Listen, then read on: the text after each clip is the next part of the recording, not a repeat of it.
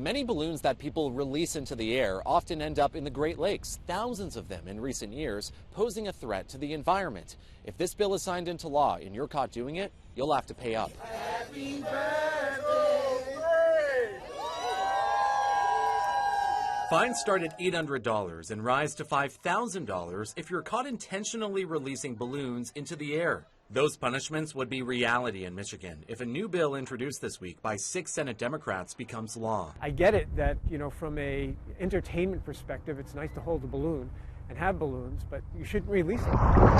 It's meant to protect our Great Lakes and the diversity of wildlife inside. They're precious. We value them. Everybody in this state values our Great Lakes. And so why do anything that could potentially harm them? It's already illegal in at least 10 other states. Dr. Alan Steinman with GVSU's Annis Water Resources Institute in Muskegon explains that the balloon's latex material can be toxic for animals, and it can block their digestive system. Even if it's not obstructed, they may eat so much of it that they feel like they're nutritionally saturated, but they're not getting any nutrition.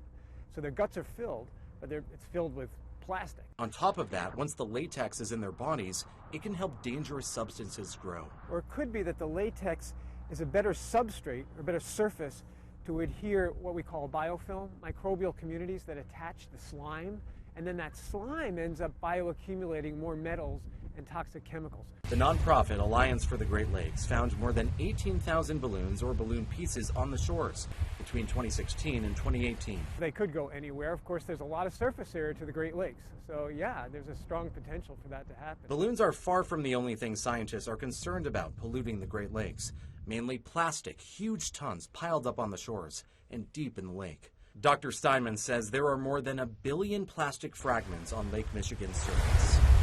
And when we retrieve them, we found that the biofilm that forms on them bioaccumulates chemicals 380 times more than we find in the water itself.